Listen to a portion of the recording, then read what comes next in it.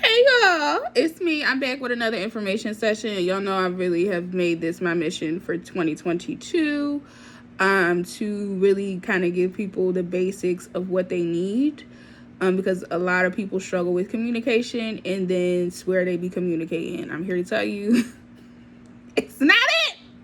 So let me help you, okay? So during this communication session, we're going to learn about what types of communication there are, what type of communicator we may be, and how we can get to a better, level of that. What an actual conversation should look like, and then ways to probably effectively communicate, which means our communication skills should be, elevating a little bit once we get done with this particular session.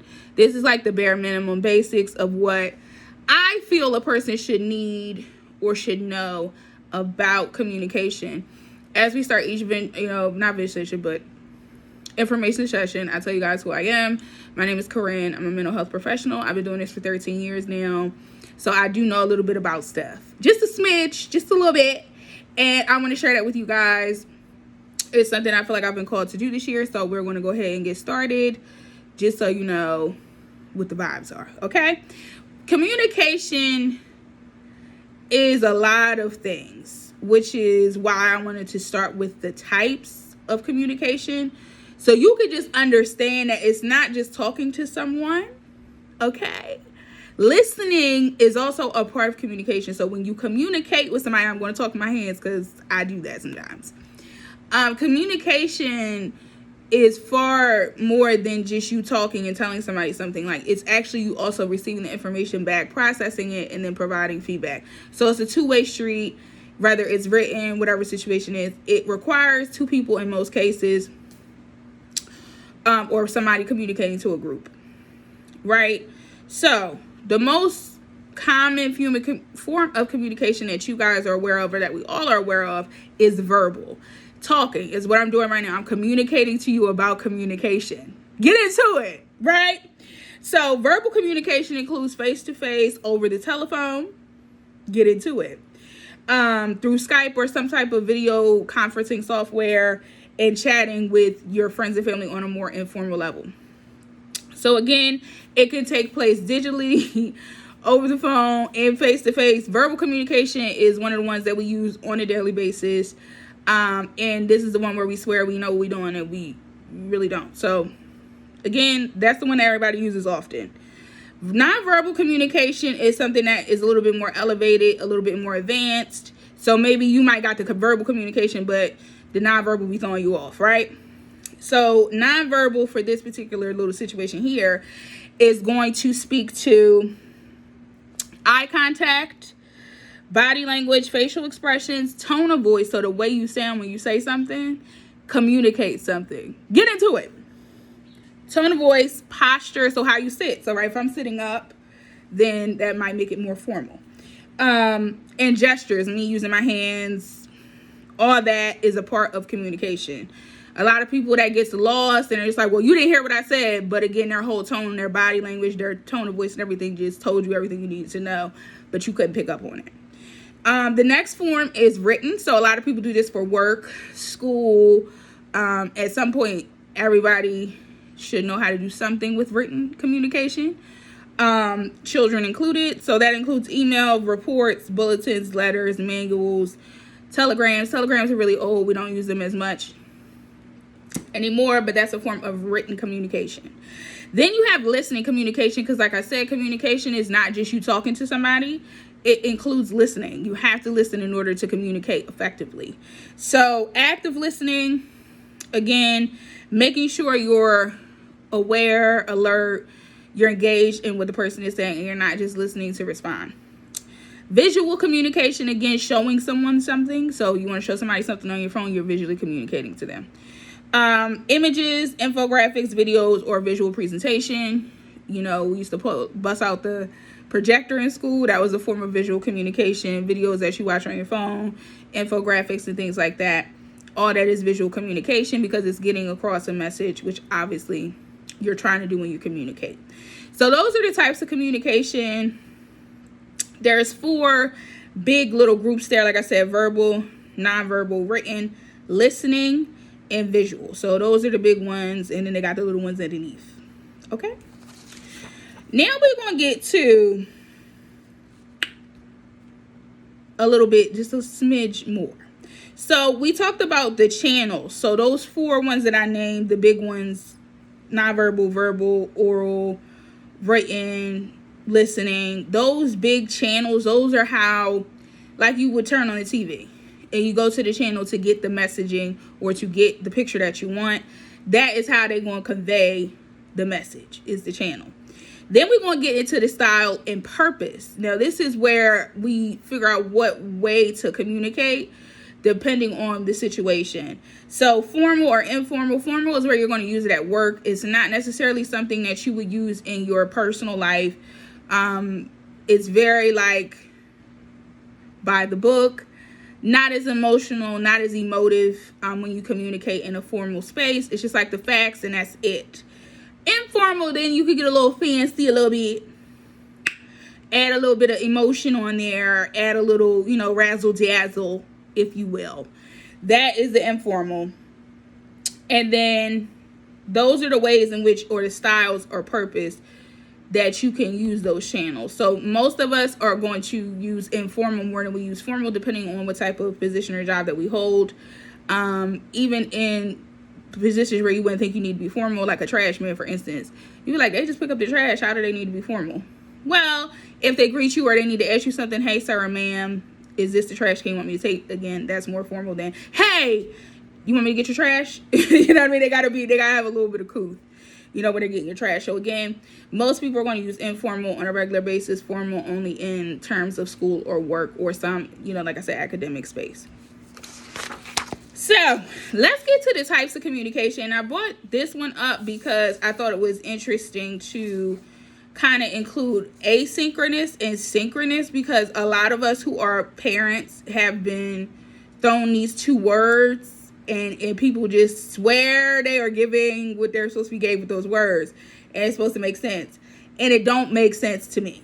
Okay, so I was like, let me bring this up in communication, because with our schools transforming or having to move to offering more online or internet-based learning, asynchronous and synchronous have come up in circles that are not necessarily used to using that type of communication. So that would be more so in the academic space, where you would hear, which is at a school, asynchronous or synchronous.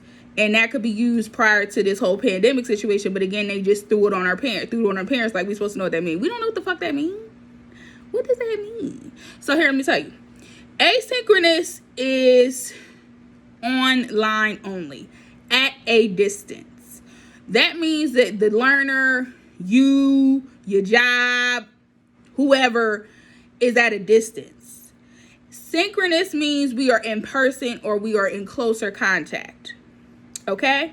So when somebody tells you we're going to be doing asynchronous communication, that means we're communicating at a distance or online, right? So some of the modes that you can use asynchronous: email, Google Drive, any type of online office software, Word, Gmail, whatever the situation may be. All of that is going to be done asynchronously. Again, it allows for a larger group of people to have access to the information at one time versus all these different people getting it different ways. And you can also see who's actually engaging, which is very interesting about the asynchronous method, where you can't necessarily do that in the synchronous, right? The downsides to it is that people can't necessarily see.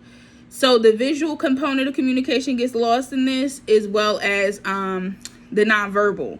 So all those different things that you may do in person, like talking with your hands, the way you talk, your tone of voice, your body language and stuff like that, gets lost when we're doing a lot of the things online, which is why some of the kids are having a problem, because they may be verbal or they may be visual learners, but again, that's not happening there.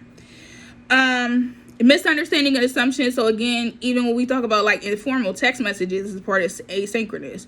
So like you send a text like, oh, I miss you, this is that and third, but it doesn't give that, right? Because the person's like, well, what do you mean you missed me? Like, this doesn't have an emoji, it doesn't have any flavor on it. You get what I'm saying? So you can assume and make it what you want to make it versus if somebody is speaking with you in person or face to face. Because then you get all the extras, the other parts of communication that you can't get in an asynchronous way. And again, this is usually, asynchronous is usually used in terms of school communication, work communication. You don't necessarily see this so much in your personal life with communication unless you are a big family, you're a very connected family, and you guys are on Zoom or you guys may be in a group chat, right? That's where you would see that asynchronous communication come up for you.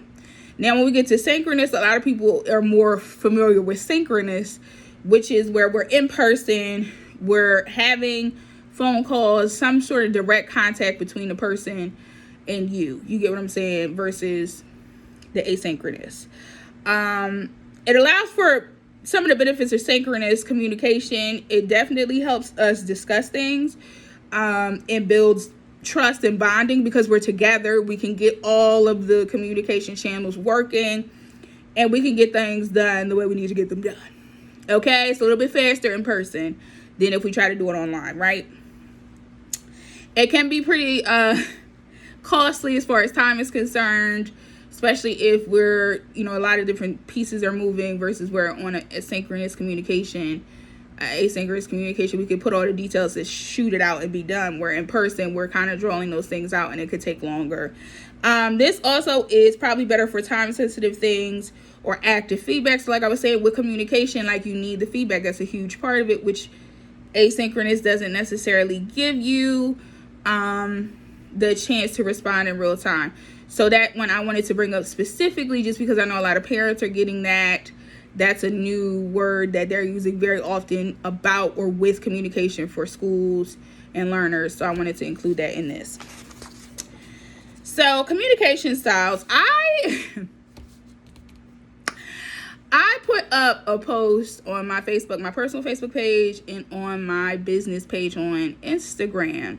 And I asked people what style of communication do they feel they fall under, and everybody wanted to tell me that they were assertive, right? And assertive is where we all want to optimally get to in our communication. But I'm going to be honest with you, most people will fall within a passive aggressive communication style 98% of the time. Then we have our outliers, which is passive, where you just let everybody do whatever and you just go with whatever. And then you have aggressive communicators who are just like, nah, it's what I say and what I say goes. And I think those are the outliers, and more people fall in the middle than they do on the assertive side. But I will tell you what's the difference between all of them, and I will actually come back to this one because it's a similar way but just words it differently, right? So passive is a communicator. This is the types of communicator you can be. Passive is emotionally dishonest, indirect, inhibited. You kind of just keep everything in and just go with the flow, right?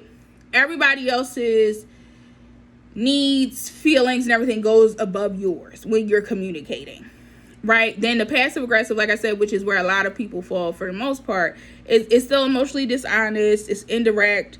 You don't necessarily are able to actually adequately communicate your needs or wants or whatever the situation is. But eventually you get there, but it's in a roundabout way, which is how most people are taught to communicate. Not a lot of people are taught to communicate in an assertive way, which is the last one. So then we get to the aggressive, which is, like I said, one of those other outliers where it's inappropriately honest. Like, these are the people who just say whatever they want to say and how they want to say it, and everybody else works around what they said. This is usually how men communicate, believe it or not. Most men that I find in the workspace, outside of the workspace, home, everything, men are just communicated or taught to communicate aggressively, where women are most often taught to communicate passive aggressively. Now, assertive is where we optimally all want to grow, because this is the best one, where we see each side and we're able to communicate our needs, but also listen to somebody else's and find a common ground. Again, everybody, this is where we want to be. I appreciate that. That's where I want to be all the time too. But that don't happen. You know what I mean? It takes a lot for somebody to be assertive in a situation with an aggressive person, or in a passive aggressive person, or in an unsafe environment, or if you have trauma as far around your communication. So again, that's something where if we're talking to each other and you're my client, obviously we can get into the nitty gritty of how we got to these styles of communication. But I will say that most women are taught to be passive aggressive and most men are taught to be aggressive when they communicate, right? So we all know now that we want to get to the assertive style, but unfortunately most people will fall within those two. And that's just kind of where they say if they don't know any better. So there's another view that I thought was pretty interesting I wanted to introduce to you guys as well, as far as communication styles. So dominant communication style also goes along with the aggressive. So we could just say dominant aggressive style. This person talks fast. They don't listen well. They're more so factual and logical and direct. They don't like to listen to people's emotional outbursts. They're questioning. They can be pushy. They're often task oriented and they want to get to the bottom line, and they're easy to get upset or angry. I don't want to say upset. I'm going to say they're easy to get angry. So that's the aggressive dominant. Then we have the conscientious person they talk at a moderate pace. They can do detail and task oriented type of things. They like to question you a little bit. They like to stick to the facts, but if it gets emotional or it gets a little heated, they're okay with that. They're usually more introverted, brief when socializing. It could be very descriptive, right? And they're a little bit judgmental. This is who I am personally. In my personal life, I'm very conscientious. That's my communication style in my personal life. In my professional life, I'm more steady, right? So when we get to influencing, this is like a mix, or this is like that passive aggressive person. So this person is a fast talker. Again, doesn't listen well. Is a little bit more easygoing, likes to talk. They're entertaining. They're openly expressive. So this is the more like, now we get the expression and the emotion kind of coming out. Like I said, with the passive aggressive people, loves to tell stories and can be enthusiastic. Influencing, that's my personality online. Okay, that's how I am. Now when we get to the steadiness, which is more passive, this person talks at a moderate pace, patient, great listeners, friendly, easygoing, respectful, considerate. They don't want to no confrontation for them. They're absolutely not doing that. Okay. They also openly express how they feel and they're open to emotional expression and communication. In friendly conversations, they like to control their emotions because they don't want to start nothing. They don't want to be in the middle of nothing. Okay. And they empathize really well. So again, I use that in my professional life because I'm a therapist. So for me, it would make sense for me to be a steadiness communicator or communicate in a steadiness space, because I have to be able to listen and understand and keep everything together, right? So again, now that you know the styles, it's that much easier for you to be like, okay, well, if I'm a dominant communicator and people cower or don't like to communicate with me, now I know why.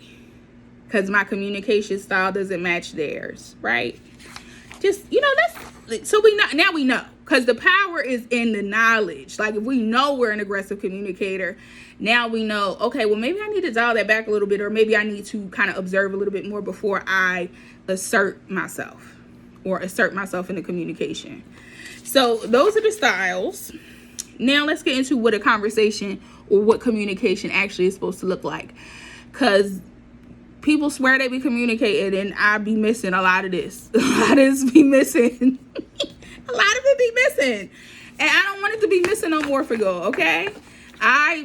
Everybody's not like me. Everybody does not have 10, 20 years of fucking education and experience in communicating with people. But here is the basics of it, right? So communication starts with the sender. Starts with the message, right, from the sender. So the sender, we'll start with the sender in the message area, right? So the sender is the person who is going to state the idea, hence the message. Sender is the person who starts the conversation. They state what they're trying to say. The message is whatever they say. Now, however they choose to explain it to you, whether it's written, verbal, whatever situation is. So that's that part, right? Then that message goes to the receiver. And the receiver is the other person who is on the other end of this communication circle. So now the sender has sent the message to the receiver. Okay? So now the receiver's job is to take all that information in and be like, okay, so you said on Friday night you want to go out at 8 p.m. That's what the sender said. That's the message that they sent. The receiver's job is to look into this and be like, you know what? Okay, so I heard what they said. I'm actively listening and I'm deciding now, am I available at 8 p.m. on a Friday night?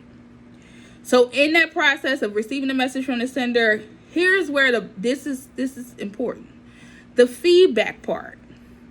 Once you receive the message from the sender and you've done all those, I've listened, I heard what they said, here's the appropriate feedback. That's what needs to be given. So this could be written, spoken, whatever. And this is how a conversation should go. Right? When you are the sender, you do have to allow the receiver some time to process. In this world of instant communication, everybody is skipping parts of this. They skipping the feedback part. Or it's just they send a lot of messages and then want an instantaneous response from the receiver. You have to allow the receiver time to respond. You can't send a 5-paragraph essay and expect them to respond back in 10 minutes or respond back in 5 minutes. They actually... All right, y'all, we're back. We had to take a mini siesta. Going to just start this over. Just because... Again, there's 2 parts to this. So this part is going to start with what a conversation looks like. The conversation looks like the sender, who is the person who starts the conversation with the idea or the thought. Then their message is the idea or thought. You know what I mean? It's like, okay, I said this. Now you got the message. It goes to the receiver. The receiver then takes the message in, processes it, analyzes it, and then the last part gives the appropriate feedback. Right? What I'm seeing is a lot of people are kind of overloading the message portion and it's overwhelming the receiver. And because we get so many things thrown at us, so many different communications thrown at us and thrown at us and thrown at us and thrown at us all day, that, the receiver might be a little bit blocked up or locked up with all these different messages that are coming in, that they can't provide the appropriate feedback. Which is where the feedback part be kind of fucked up. Okay? Because people are not allowed the appropriate time to process something. I try to tell people not everybody has the same comprehension level, has the same processing speed. All of those things vary from person to person. So you have to really be engaged and active listening and actually be paying attention to the person that you're speaking to, because they do set off or can set off certain cues to let you know that they missed something or they didn't hear. So don't get in the habit, which I see a lot of us just dumping a bunch of shit on somebody and then being upset when they don't communicate properly. It's like, I might have a lot of shit going on in my head and I'm trying to take in another message and process it and then give you the feedback that you want. That's not it. So be mindful when you're communicating or you're in this communication process that you allow the receiver enough time to process it adequately, and also slow down for those aggressive talkers, because I think a lot of people also may, especially for men, that dominating thing. They really can only handle one thing at a time, and women, we're more expressive and we have more detail, right? So it's harder for them to align in this process, because if somebody's like to the point and then you're like no, again, slow down, one thing at a time. So if you have a lot of items that you need to speak with somebody about that is of a dominating style, one thing at a time. You can't dump 4 or 5 things on them and be like, now what? Because they're not going to be able to process it in a proper time. So you want to be careful in this process, and that's what a conversation, any communication is going to look like. It's going to include those 4 things: the sender, the receiver, message, and feedback. And this happens several times within the communication. But again, slow down. Don't feel like you have to rush when you're communicating, Because again, not everybody's processing speed is the same. Not everybody's comprehension level is the same. So you're thinking everybody's thinking and moving and grooving like you, and they're not. You know what I mean? They got a whole nother thing going on. So give them some time. Be patient.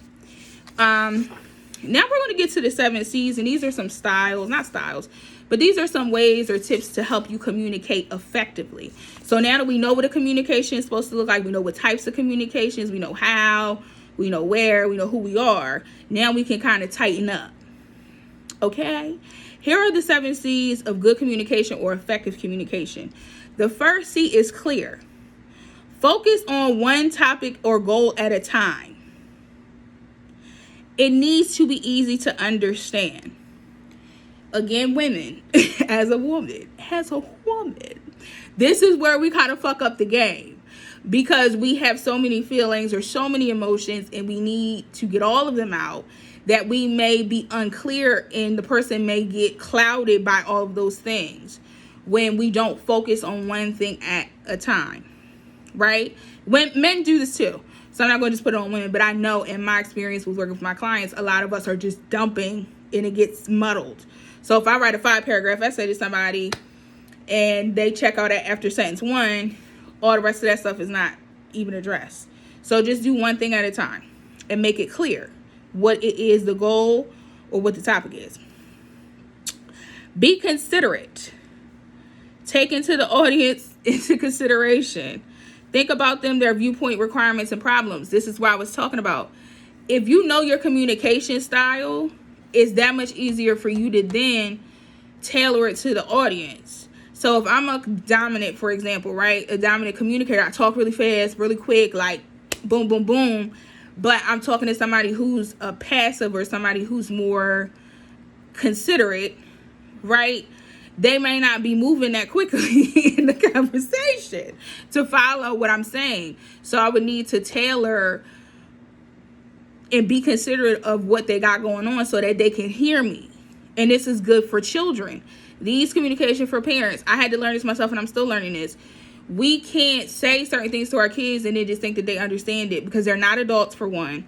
And for two, they're still learning. So you may have to slow down, make it clear, and tailor it to them. Like I had a real big thing where I would just tell my son, go put your socks on. And I noticed that it wasn't working.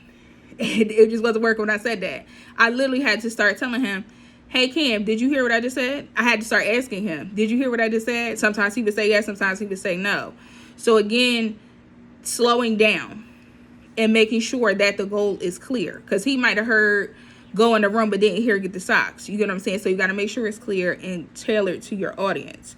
The next one is concrete. So you want to be clear and specific rather than general, stating specific facts or whatever the figure or whatever the situation is. So again, concrete in conversation or in clear, effective communication. We want to speak on facts. Feelings are great. They are beautiful. But if I want to communicate effectively and clearly to make sure that the person understands, we have to be very factual and the fact of the situation. So a thing that we could see in couples when I do couples therapy or when I'm working with families, well, you didn't do the dishes. And that turns into, I'm not heard, I'm not being seen, right? When the fact of the matter is the dishes are not done. That's what we need to focus on.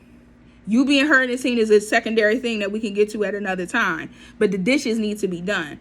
So when we're communicating effectively, it's like, I want you to do the dishes. Did you hear me say I need you to do the dishes? Are the dishes done? No. Why not? Not, I felt like, no. Why are they not done? Right? Speak in specifics and be clear and concrete rather than how you feel about something. You want to make sure that's correct. Again, for effective communication, a lot of the girls, shout out to Cleo Trapper, she does her whole little skits where she does different words mean different things, right? So you want to make sure that you're using the correct language. A lot of us, we speak in informal terms, but still making sure it's factual. Like you can't expect a certain level of communication when things are not correct, right? Because then that's skewing the whole process. Then concise. Make it as short as possible. Processing times And comprehension is a huge part of communication.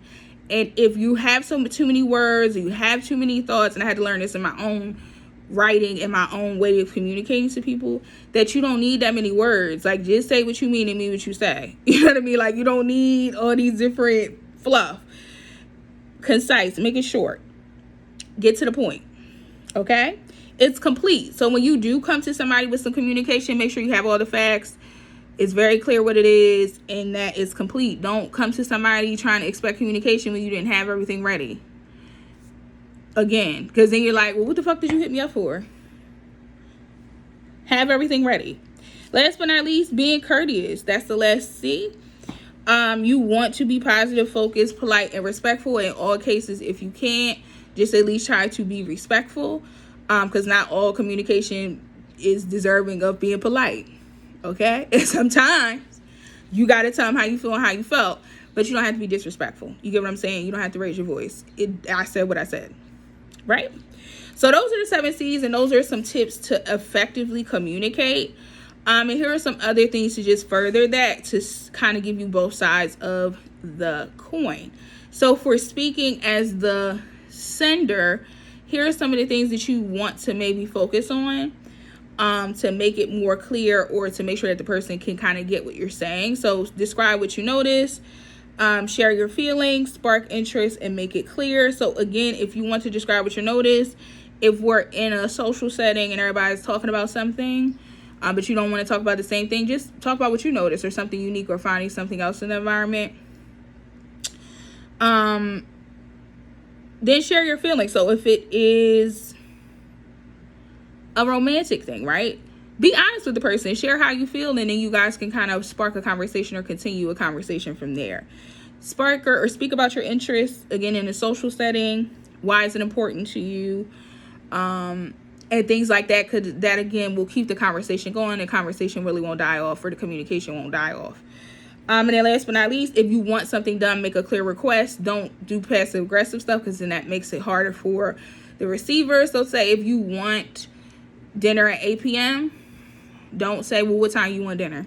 You knew you wanted it at 8 p.m. Just say, we need to have dinner at 8 p.m., right?